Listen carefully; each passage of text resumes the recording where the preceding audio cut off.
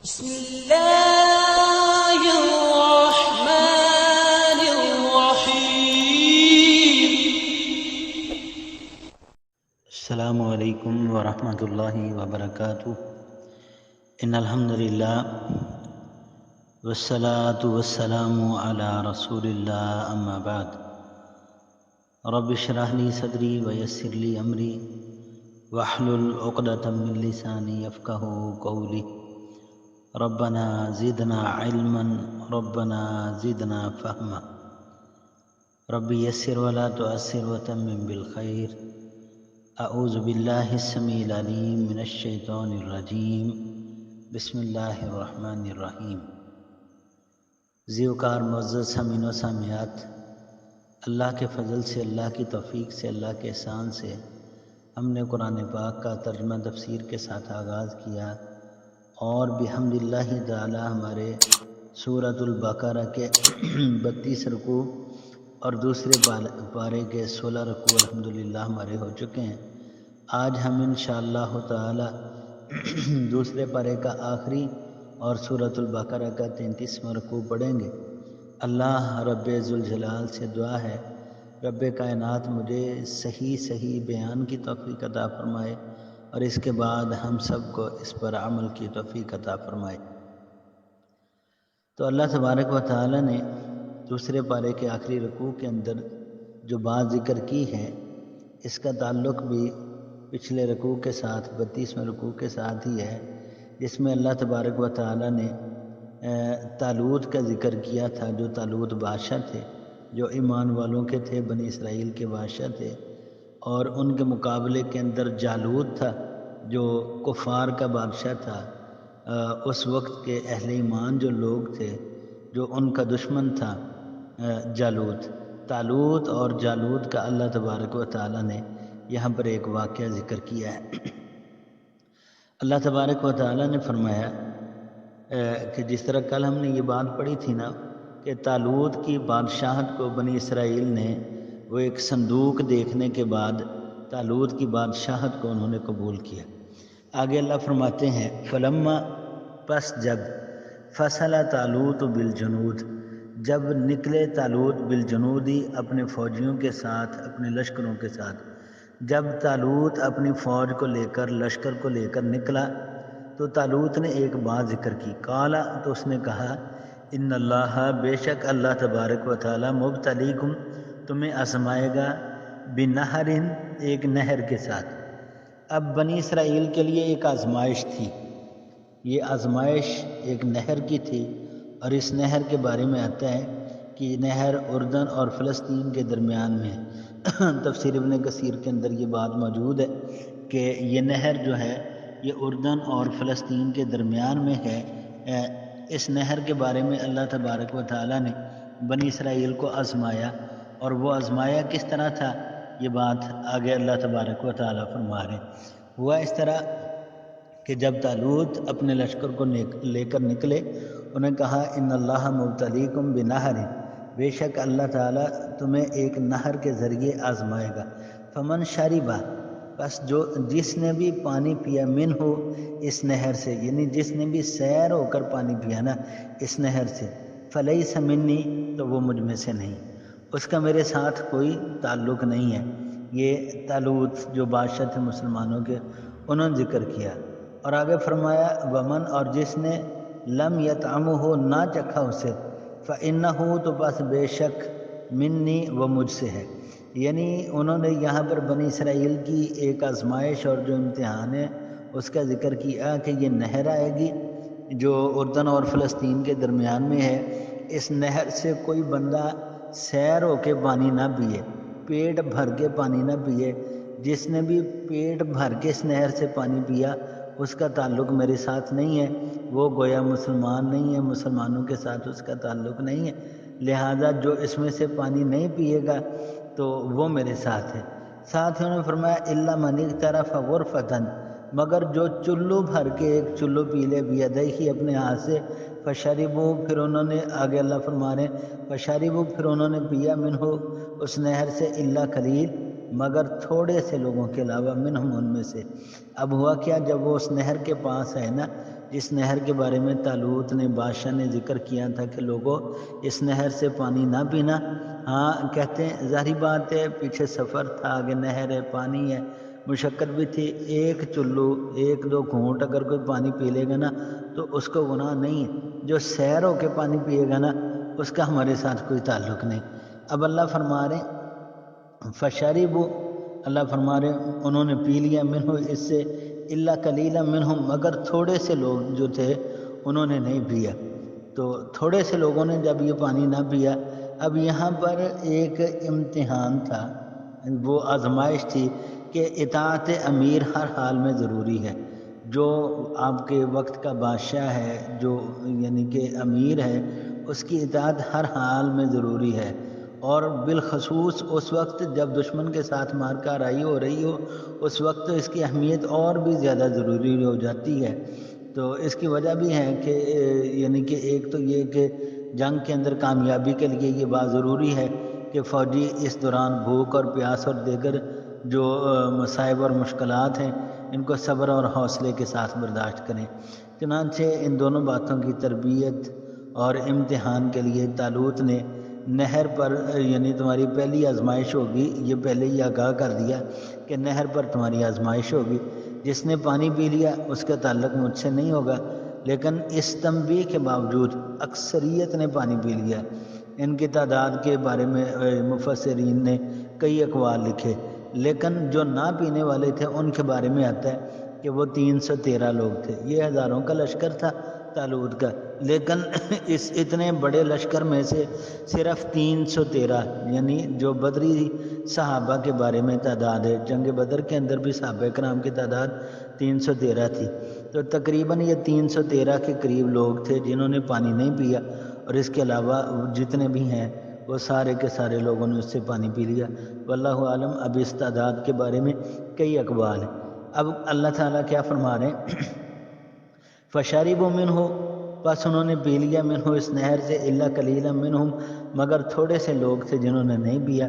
فلما، پھر جب جاں بھزا ہو، عبور کر لیا اس کو یعنی اس نہر کو، ہوا اس نے یعنی جو لشکر تھا جب اس نے اس نہر کو عبور کر لیا، اسے کراس کر لیا، والذین، اور ان لوگوں نے آمنوا جو ایمان والے تھے، معه اس کے ساتھ، یعنی طالوت کے ساتھ جو ایمان والے لوگ تھے انہوں نے بھی اور طالوت نے بھی جب اس نہر کو کراس کر لیا، قالوا، تو انہوں نے کہا لا طاقت لنا، نہیں ہے طاقت، لنا ہمارے لیے، الیوم آج کے دن۔ اب یہ ایک نئی بات یہاں پر آ گئی، جب انہوں نے وہ سارا یعنی کہ نہر کو کراس کر لیا نا، نہر کو کراس کرنے کے بعد اب وہ جو طالوت کا لشکر تھا اس لشکر نے ایک چیز دیکھی، وہ چیز کیا تھی؟ انہوں نے دیکھا کہ ہمارے مقابلے کے اندر جو لشکر آ گیا نا، اب وہ کہنے لگے وہ جالوت کا لشکر بہت بڑا لشکر تھا، اسے دیکھ کے اب اللہ تعالیٰ فرمانے قالوا، انہوں نے کہا لا طاقت لنا، نہیں ہے طاقت، لنا ہمارے لیے، الیوم آج کے دن، بجالوت، جالوت کے ساتھ، و جنودی کی، اور اس کے لشکر کے ساتھ۔ کہنے لگے کہ اپنا جالوت اور اس کے لشکر کا مقابلہ کرنا آج ہمارے بس میں نہیں۔ اس کی وجہ کیا تھی کہ یہ اپنی تعداد کو دیکھ رہے تھے کہ ہماری تعداد بھی بہت تھوڑی ہے اور ہمارے پاس اسلحہ بھی نہیں ہے، ساز و سامان بھی نہیں ہے جہاد کرنے کا، جنگ کرنے کا۔ یہ جالوت کا اتنا بڑا لشکر ہے اور بما ساز و سامان، بما اسلحہ ہے۔ اب اللہ تبارک و تعالیٰ فرمانے قال، کہا الذین، ان لوگوں نے، یظنون جو یقین رکھتے تھے، انہم اس بات پر کہ بے شک وہ ملاق اللہ، اللہ سے ملنے والے ہیں۔ اب ان میں سے جو بڑے ایمان والے، بڑے یقین والے اور پختہ یقین والے لوگ تھے نا، اب انہوں نے ایک بات سمجھائی ان کو۔ اب وہ بات کیا تھی؟ یظنون انہم ملاق اللہ، اللہ فرمانے کہ ان میں سے جو یقین رکھنے والے تھے نا کہ اللہ کی ملاقات پر، انہوں نے کہا، کیا کہا انہوں نے؟ کہتے ہیں کم من فئۃ، کتنی ہی جماعتیں، قلیلۃ، تھوڑی سی ہیں، لیکن ہوتا کیا، غلبت، غالب آئی ہیں، فئۃ کثیرہ، زیادہ جماعتوں پر، بِإِذْنِ اللہ، اللہ کے حکم کے ساتھ، اللہ کے حکم کے ساتھ، واللہ مع الصابرین، اور اللہ صبر کرنے والوں کے ساتھ۔ یہاں پر ان اہل ایمان نے بھی ابتدا جب دشمن کی بڑی تعداد دیکھی نا تو اپنی قلیل تعداد کے پیش نظر انہوں نے یعنی کہ اس رائے کا اظہار کیا جس پر ان کے علماء اور ان سے زیادہ پختہ یقین کرنے والے جو تھے انہوں نے کہا کہ کامیابی تعداد کی کثرت اور اسلحہ کی فراوانی پر منحصر نہیں ہے، بلکہ اللہ کی مشیت اور اس کے اذن پر موقوف ہے کہ جو اللہ تبارک و تعالیٰ کی تائید کے لیے صبر کا اہتمام بہت ضروری۔ اب اللہ تبارک و تعالیٰ نے فرمایا نا واللہ مع الصابرین، اللہ صبر کرنے والوں کے ساتھ۔ تو اللہ تبارک و تعالیٰ کی مدد، اللہ تبارک و تعالیٰ کی یعنی کہ جو نصرت تھی یہ صبر کرنے والوں کے ساتھ تھی۔ تو ان میں سے جو یقین والے تھے انہوں نے اپنے دوسرے بھائیوں کو سمجھایا کہ اللہ تبارک و تعالیٰ ہمارے ساتھ۔ اب آگے اللہ فرما رہے ولما، اور جب برازو وہ مومن یعنی سامنے ہوئے لجالوت جالوت کے وجنودی ہی اور اس کے فوجیوں کے۔ اب میدان میں آگے سامنے کافر ہے، کافروں کا سردار جو ہے ان کا رئیس جو ہے وہ جالوت ہے، ادھر مسلمان ہے، مسلمانوں کا جو سردار ہے یہ طالوت ہے۔ ولما برزو لجالوت وجنودہ، جب یہ مومن اور کافر آمنے سامنے ہو گئے نا، ان کی فوجیں آمنے سامنے ہو گئیں، قالو تو انہوں نے کہا، اب یہ جو ایمان والے تھے نا انہوں نے لشکر دیکھا کہ لشکر تو اس کا بہت بڑا ہے، لیکن اب ان کا اللہ پہ یقین بھی ہو گیا تھا۔ اب اللہ تعالیٰ فرماتے ہیں کہ انہوں نے لشکر دیکھنے کے بعد قالو انہوں نے کہا ربنا، اے ہمارے رب، افرغ علینا صبرا، ڈال دے ہمارے اوپر صبر، اے اللہ ہمیں صبر عطا کر، اے اللہ ہمیں صبر کا پیمانہ جو ہے وہ ہمارا بڑھا دے، اے اللہ ہمیں صبر عطا فرما۔ اور ساتھ ہی کہتے ہیں وثبت اقدامنا، اے اللہ ہمارے قدم جو ہیں ان کو جمائے رکھنا، اے اللہ ہمارے قدم جو ہیں یہ ثابت رہیں، اے اللہ ہمارے قدم ڈگمگائیں نہیں، وانصرنا، اور اے اللہ تو ہماری مدد فرما، علی القوم الکافرین، کافر قوم کے مقابلے میں۔ اب مفسرین نے اس کی تفسیر میں لکھا کہ جالوت اس دشمن قوم کا کمانڈر تھا اور سربراہ تھا جس سے یعنی طالوت اور ان کے رفقا کا مقابلہ، ایک طرف جالوت ہے دوسری طرف طالوت ہے۔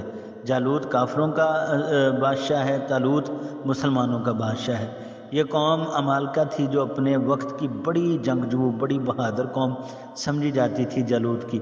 ان کی اسی شہرت کے پیش نظر عین مرگ آرائی کے وقت اہل ایمان نے بارگاہ الہی میں صبر اور ثابت قدمی اور کفر کے مقابلے میں ایمان کی فتح کی کامیابی کی دعا کی، اور اللہ تبارک و تعالیٰ سے یہ دعا اس طرح کی گویا مادی اسباب کے ساتھ ساتھ اہل ایمان کے لیے ضروری تھا کہ وہ نصرت الہی کے لیے ایسے موقعوں پر بطور خاص طلبگار ہیں، جیسے جنگ بدر میں رسول اللہ صلی اللہ علیہ وسلم نے نہایت عاجزی کے ساتھ اللہ تبارک و تعالیٰ سے دعا فرمائی تھی۔ جنگ بدر میں مسلمانوں کی تعداد بہت تھوڑی سی، 313 لوگ تھے، سامنے 1000 کا لشکر تھا یا 1000 سے بھی زیادہ لوگ تھے۔ تو جناب رسول اللہ صلی اللہ علیہ وسلم نے اللہ تبارک و تعالیٰ سے اس قدر عاجزی کے ساتھ دعا کی کہ اللہ تبارک و تعالیٰ نے آپ کی دعا کو قبول فرمایا، اور آپ کی دعا کو قبول کرنے کے بعد اللہ تبارک و تعالیٰ نے مسلمانوں کو وہاں پر فتح یاب فرمایا۔ اور الحمدللہ آج تک تاریخ اس بات کی ثابت ہے کہ تاریخ اس بات کی گواہ ہے، اس بات کو ثابت کرتی ہے کہ جناب رسول اللہ صلی اللہ علیہ وسلم اور نبی علیہ الصلوۃ والسلام کے صحابہ نے جو اس وقت ثابت قدمی دکھائی تھی، اس کا نتیجہ یہ ہے کہ آج بھی الحمدللہ اللہ تبارک و تعالیٰ کے حکم سے، اللہ کے فضل سے ہمارے دلوں کے اندر اصحاب بدر کی محبت موجود ہے۔ آگے اللہ تعالیٰ فرما رہے جب آمنے سامنے کے بعد انہوں نے دعا کی نا، پھر اللہ فرما رہے فَحَزَمُوهُمْ، چنانچہ شکست دی ان کو، مومنوں نے کافروں کو یعنی شکست دے دی، انہیں ہرا دیا۔ فَحَزَمُوهُمْ، بس انہوں نے شکست دے دی، بِإِذْنِ اللہ، اللہ کے حکم سے۔ وَقَتَلَ، اور قتل کیا داود نے جالوت کو، وَآتَاهُ اللَّهُ الْمُلْک، اور عطا کی اللہ تعالیٰ نے داود کو الملک، بادشاہی، والحکمت، اور حکمت، وَعَلَّمَهُ، اور اس نے سکھایا اس کو، مما، اس میں سے، یشاء، جو اللہ نے چاہا، ولولا، اور اگر نہ ہوتا، دفع اللہ، یعنی دفع کرنا اللہ کا، الناس، لوگوں کو، بعضہم، ان کے بعض کو، ببعض، بعض کے ساتھ، لفسدت الارض، تو یقیناً زمین کے اندر خرابی پیدا ہو جاتی۔ اب یہاں پر جو اللہ تبارک و تعالیٰ نے بات سمجھائی ہے نا، وہ یہ ہے کہ ان لوگوں نے فَهَزَمُوهُمْ بِإِذْنِ اللَّهِ، پہلی بات تو یہ کہ انہوں نے شکست دی اللہ کے حکم سے، مسلمانوں نے اللہ کی مدد سے، اللہ کی نصرت سے، اللہ کے حکم سے کافروں کو مسلمانوں نے شکست دے دی۔ وَقَتَلَ داود، اور داود نے قتل کیا جالوت کو۔ اب یہ جناب سیدنا داود علیہ السلام ابھی نہ تو بادشاہ تھے اور نہ ابھی یہ پیغمبر تھے۔ جناب سیدنا داود علیہ السلام، اللہ تبارک و تعالیٰ نے داود علیہ السلام کو ابھی بادشاہت اور پیغمبری یہ کچھ بھی نہیں عطا کی تھی۔ اس لشکر طالوت میں ایک سپاہی کے طور پر شامل تھے، اور ان کے ہاتھوں اللہ تبارک و تعالیٰ نے جالوت کا خاتمہ کیا، اور ان تھوڑے سے اہل ایمان کے ذریعے اللہ تعالیٰ نے ایک بڑی قوم کو شکست فاش جو ہے وہ دلوائی، تھوڑے سے ان لوگوں کے ذریعے۔ پھر آگے اللہ فرما رہے ہیں وَآتَاهُ اللَّهُ الْمُلْكَ وَالْحِكْمَةَ، اور عطا کی اللہ نے داود کو الملک بادشاہت، والحکمہ اور حکمت عطا کی، وعلمہ اور اس نے سکھایا، مما اس میں سے یشاء جو اللہ نے چاہا۔ اب پھر اللہ تبارک و تعالیٰ نے جو باتیں چاہی نا، اس کے بعد اللہ تعالیٰ نے حضرت داود علیہ السلام کو بادشاہت بھی عطا فرمائی، نبوت اور حکمت بھی عطا فرمائی۔ بعد نے یعنی کہ اور جو صنعت تھی یا جو بھی معاملات تھے نا، وہ اللہ تبارک و تعالیٰ نے جناب سیدنا داود علیہ السلام کو عطا فرمائے۔ پھر آگے اللہ تعالیٰ فرما رہے ہیں کہ اگر ایسا نہ ہوتا کہ اللہ لوگوں کے ذریعے لوگوں کو ہٹانے والا نہ ہوتا تو لفسدت الارض، زمین کے اندر تو فساد پھیل جاتا، زمین کے اندر بہت زیادہ خرابی پیدا ہو جاتی، اور اس خرابی کی آگے اللہ تعالیٰ فرما رہے ہیں ولیکن اللہ، لیکن اللہ تعالیٰ ذو فضل علی العالمین، اللہ بڑے فضل والا ہے تمام جہانوں پر۔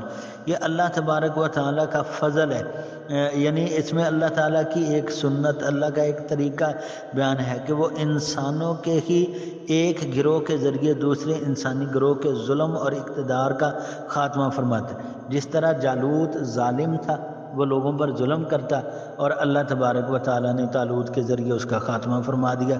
یہ اللہ تبارک و تعالیٰ کا ایک طریقہ ہے، یہ اللہ تبارک و تعالیٰ کی ایک مرضی ہے۔ اگر وہ ایسا نہ کرتا اور کسی ایک ہی گروہ کو ہمیشہ قوت اور اختیار سے اللہ تبارک و تعالیٰ عطا کی رکھتا ہے ایک ہی بندے کے پاس، تو زمین فساد سے بھر جاتی۔ تو اس لیے یہ قانون الہی اہل دنیا کے لیے ایک فضل ہے اللہ تبارک و تعالیٰ کا۔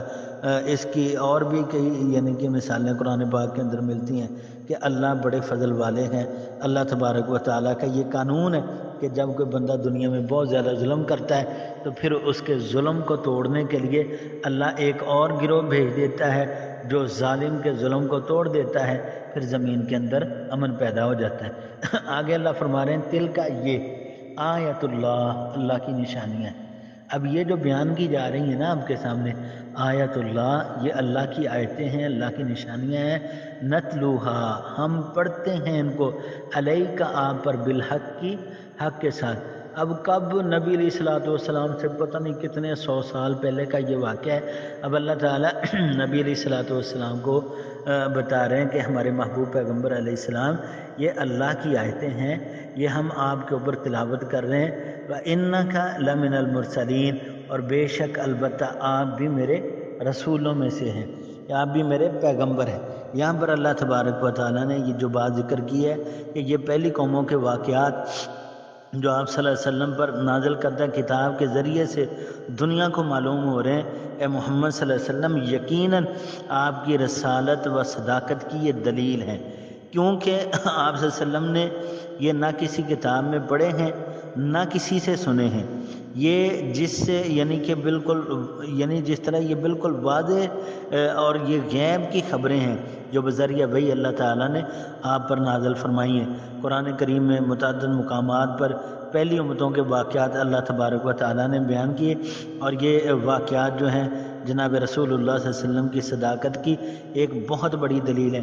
یعنی پہلی امتوں کے جو واقعات ہیں، جب نبی علیہ السلام نے پہلے کسی سے سنے نہیں، پیارے نبی علیہ السلام کو کسی نے بتائے نہیں، اور اللہ کے رسول صلی اللہ علیہ وسلم وہ واقعات لوگوں کو سنا رہے ہیں، تو گویا یہ آپ کی صداقت کی دلیل ہے کہ آپ کو یہ واقعات اللہ تبارک و تعالیٰ سناتے ہیں۔ تو یہاں پر ہمارے الحمدللہ 2 پارے مکمل ہو چکے ہیں، لیکن ابھی رکوع ہمارا مکمل نہیں ہوا، ہم انشاءاللہ اپنا رکوع پورا کرتے ہیں کیونکہ رکوع کے اعتبار سے ہمارا سبق ہے۔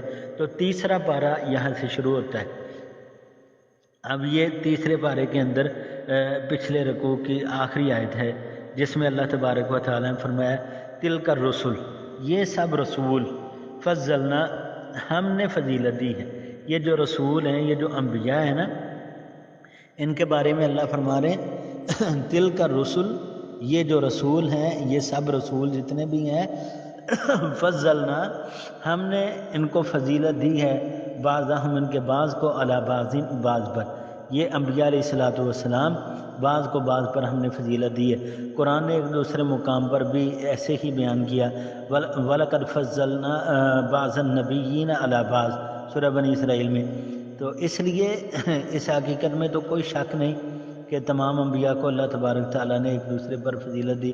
البتہ نبی علیہ الصلوۃ والسلام نے جو بات ذکر کی ہے، صحیح البخاری کے اندر آتی ہے، پیارے نبی علیہ السلام نے فرمایا لا تفضلونی علی الانبیاء، لوگوں تم مجھے انبیاء علیہ الصلوۃ والسلام پر فضیلت مت دو۔ تو اس سے ایک دوسرے پر جو فضیلت کا انکار لازم نہیں آتا، بلکہ یہ امت کو انبیاء علیہ الصلوۃ والسلام کے بارے میں ایک ادب اور احترام سکھایا گیا۔ ایسی بات نہیں ہے کہ نبی علیہ الصلوۃ والسلام کا معاذ اللہ مقام اونچا نہیں، مقام آپ کا اونچا ہی ہے، لیکن لوگوں کو احترام سکھایا گیا۔ لوگوں کو ایک بات سکھائی گئی ہے کہ لوگوں تم نے آپس کے اندر انبیاء کا احترام کس طرح کرنا ہے، یہ بات یہاں پر سکھائی گئی۔ تو آگے پھر یہ بات بھی ہے کہ اللہ تبارک و تعالیٰ نے فرمایا جو تلک الرسل فضلنا بعضهم علی بعض منہم، ان میں سے کچھ ایسے بھی ہیں من کلم اللہ، جو اللہ تبارک و تعالیٰ سے کلام کرنے والے ہیں، کہ اللہ تعالیٰ نے ان سے گفتگو کی۔ کلم اللہ، اللہ نے فرمایا یعنی منہم من کلم اللہ، کچھ ان میں سے ایسے بھی ہیں جن سے کلام فرمائی اللہ نے۔ ورفع بعضهم، اور اس نے بلند کیا بعضهم، ان کے بعض کو، درجات، درجوں میں۔ وآتینا، اور ہم نے دیے عیسیٰ ابن مریم، عیسیٰ بن مریم کو، البینات، واضح دلائل ہم نے دیے۔ وأیدناہ، اور ہم نے قوت دی اسے، بروح القدس، روح القدس یعنی جبریل امین علیہ الصلوۃ والسلام کے ساتھ۔ اب اللہ تبارک تعالیٰ نے یہ بات ذکر کی ہے کہ ان میں سے بعض انبیاء تو ایسے بھی ہیں کہ جن کے ساتھ اللہ نے کلام کی، اللہ سے گفتگو کی، جس طرح جناب سیدنا موسیٰ علیہ السلام کے بارے میں آتا ہے کہ موسیٰ علیہ الصلوۃ والسلام سے اللہ تبارک و تعالیٰ گفتگو کیا کرتے تھے۔ اور پھر اللہ تبارک و تعالیٰ فرما رہے ہیں اسی طرح ہم نے عیسیٰ بن مریم کو واضح دلائل، معجزات عطا کیے، اور پھر ان کی تائید جو ہے وہ بھی جناب سیدنا جبریل امین علیہ السلام کے ساتھ کی۔ وہ معجزات کیا تھے؟ یعنی وہ معجزات جو حضرت عیسیٰ علیہ السلام کو دیے گئے، ان میں سے یہ ہیں مثلا احیاء موتا، کوئی بندہ مر جاتا، اپنا عیسیٰ علیہ السلام اللہ کے حکم سے باذن اللہ اسے یعنی کہ عیسیٰ علیہ الصلوۃ والسلام زندہ کر دیتے۔ اور اسی طرح ایک بیماری تھی، بیماری والے کو صحت یاب کر دیتے، نابینا جو تھا اس کو بینائی عطا ہو جاتی۔ یہ آگے انشاءاللہ سورہ آل عمران کے اندر بھی آئے گا، تو اس کی یعنی بڑی وضاحت ہے۔ لیکن ہر چیز کے آگے نا باذن اللہ آتا ہے کہ عیسیٰ علیہ السلام یہ جتنے بھی کام کرتے یہ سارے کے سارے اللہ کے حکم سے کرتے تھے، اللہ کے حکم سے۔ اور روح القدس کے ساتھ مراد یعنی حضرت جبریل امین علیہ السلام ہے۔ یہ ہم پیچھے بھی پڑھ چکے ہیں جناب سیدنا عیسیٰ علیہ الصلوۃ والسلام کے فضائل اور معجزات کے اندر یہ بات جو اللہ تبارک و تعالیٰ نے ذکر کی۔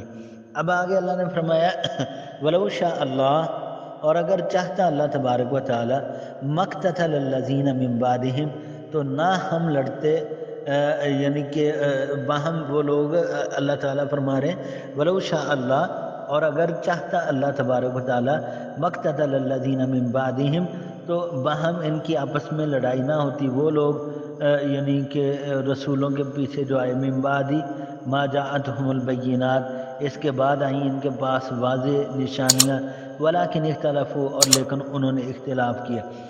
یہ بات اللہ تبارک و تعالیٰ نے پھر لوگوں کو سمجھا دی کہ اگر اللہ تعالیٰ چاہتا تو نہ باہم لڑتے وہ لوگ، یعنی کہ ان کے رسولوں کے پیچھے، اس کے بعد آئیں ان کے پاس واضح نشانیاں، ولیکن اختلافوا، لیکن انہوں نے اختلاف کیا۔ فمنہم، پس ان میں سے کچھ تو ایسے ہیں، من آمنا، جو ایمان لے آئے، ومنہم، اور کچھ ان میں سے ایسے بھی ہیں، من کفر، جنہوں نے کفر کیا۔ ولو شاء اللہ، اگر چاہتے اللہ تبارک و تعالیٰ، مقتتلو، تو وہ باہم نہ آپس میں نہ لڑتے، نہ لڑائی کرتے آپس میں، ولیکن اللہ تبارک و تعالی یفعل کرتا ہے ما یرید، جو اللہ تعالی چاہتا ہے۔ تو یہ اللہ تبارک و تعالیٰ کا ایک قانون ہے۔ اس مضمون کو اللہ تعالیٰ نے قرآن مجید میں کئی جگہ پر بیان فرمایا۔ مطلب اس کا یہ نہیں ہے کہ اللہ تعالیٰ کے نازل کردہ دین میں اختلاف جو ہے معاذ اللہ وہ پسندیدہ ہے، ایسی بات نہیں۔ یہ اللہ کو سخت ناپسند ہے۔ اس کی پسند، اس کی رضا تو یہ ہے کہ تمام انسان اس کی نازل کردہ شریعت کو اپنا کر نار جہنم سے بچ جائیں۔ اسی لیے یعنی اللہ تبارک و تعالیٰ اسی لیے اس نے کتابیں اتاری، انبیاء علیہ الصلوۃ والسلام کا سلسلہ قائم کیا، اور آخر کے اندر جناب رسول اللہ صلی اللہ علیہ وسلم پر رسالت کا خاتمہ فرما دیا۔ تو یہ بات اللہ تبارک و تعالیٰ نے یہاں پر سمجھائی ہے کہ اگر اللہ تبارک و تعالیٰ چاہتے تو یہ آپس میں نہ لڑتے، لیکن اللہ نے دین دیا ہے ان کو، شریعت دی ہے ان کو، اللہ تعالیٰ نے اپنے انبیاء علیہ الصلوۃ والسلام کا سلسلہ بھیجا ہے۔ اب اللہ تبارک و تعالیٰ ہر چیز بھیجنے کے بعد امتحان رکھا ہے، ہر چیز، دین دیا، کتابیں دیں، انبیاء دیے، رسول دیے، انبیاء کے صحابہ دیے، دین سکھانے والے، دین سمجھانے والے لوگ اللہ نے دیے۔ اب یہ ساری چیزیں دینے کے بعد نا آخر میں اللہ تبارک و تعالیٰ نے لوگوں کے لیے امتحان رکھا ہے کہ اب آزمائش ہے، اب امتحان ہے، دیکھنا یہ ہے کہ کون اچھا ہے اور کون برا ہے۔ تو یہاں پر ہمارے الحمدللہ 2 پارے بھی مکمل ہو گئے، تیسرے پارے کا آغاز بھی ہو گیا، اور سورۃ البقرہ کے 33 رکوع بھی مکمل ہو چکے ہیں۔ اللہ رب ذوالجلال سے دعا ہے رب کائنات ہم سب کو صحیح معنوں میں کتاب اللہ پر عمل کرنے والا بنا دے۔ اللہ تبارک و تعالی ہماری دنیا اور آخرت کو آسان فرما دے۔ آمین۔ آخر دعوانا ان الحمدللہ رب العالمین۔